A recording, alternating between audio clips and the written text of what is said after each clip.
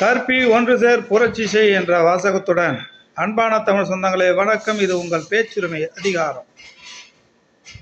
பார்த்தீங்கன்னா, தெருநாய்க்களை பற்றி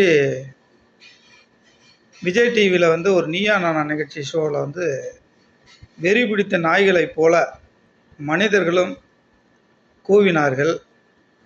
அதற்கு நடிகை அம்பிகா அவர்கள் மிக சிறப்பாக ஒரு விளக்கத்தை தராங்க.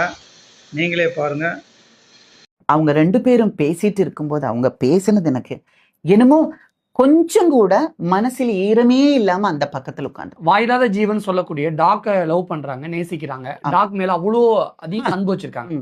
ஆனா மனிதர்கள் மீது ஏன் அவங்க அன்பு வைக்க தவறி? அததான் நான் சொல்லுவேன். அதாவது வாயில்லா ஜீவனுங்க, பேச முடியாத ஜீவனுங்க. ஒரு வயசு வரைக்கும் ஒரு குழந்தை பேசுமா? சில குழந்தைங்க பேசாது. இப்போ சும்மா ஒரு உதாரணத்துக்கு சொல்றேன்.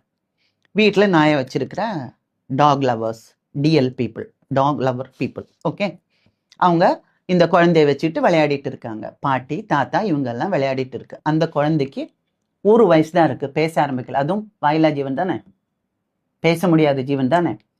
இப்போ வர்ற டாய்ஸ் பார்த்துருக்கீங்களா? ஒரிஜினல் டாக் மாதிரி இருக்கும்.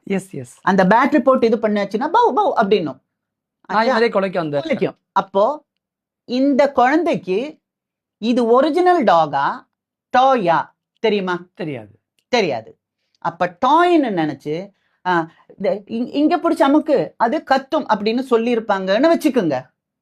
இந்த இங்க பிடிச்ச அமுக்குன்னு சொல்லிட்டு இல்ல காதை பிடிச்சு திருவு அது பல்ட்டி அடிக்கும் அப்படின்னு சொல்லியிருக்காங்கன்னு வச்சுக்கோங்க. இந்த குழந்தை போய் ஒரிஜினல் டாக காதை பிடிக்கும், கவ்வுது, பிடிக்குது, நேரா கழுத்துல பிடிக்குது.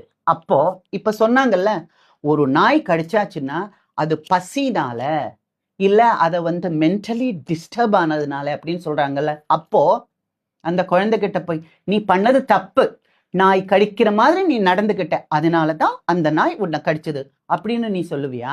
ஏய் அப்படின்னு சொல்லி இந்த நாயை நீங்க அடிப்பீங்களா? நாயை தானே அடிப்பீங்க. அப்ப அங்க மட்டும் உங்க லவ் எங்க போச்சு? டாக் லவ் எங்க போச்சு?